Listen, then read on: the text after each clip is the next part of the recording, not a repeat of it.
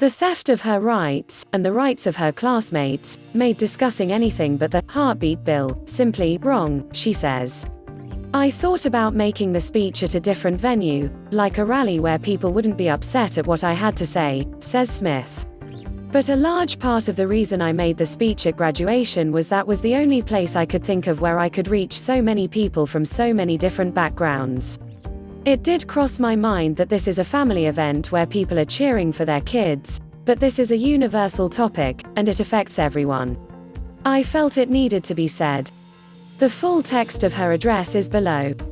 Texas currently bans abortion after 20 weeks, but the new law makes the procedure illegal after the first heartbeat can be detected, usually at about 6 weeks. Most women aren't aware they are pregnant until after that mark.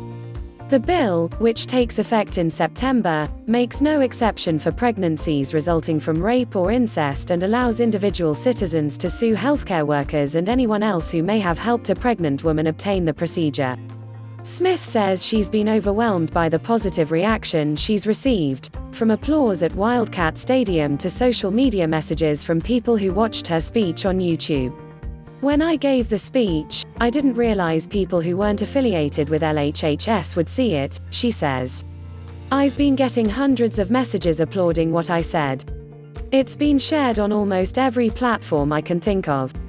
That's exciting. Before Smith and other student speakers addressed the crowd, they were warned the microphone would be cut off if they deviated from the messages they'd submitted to Principal Kerry Jones for approval. I was concerned the speech wouldn't go over as I hoped if someone turned off the mic, she says.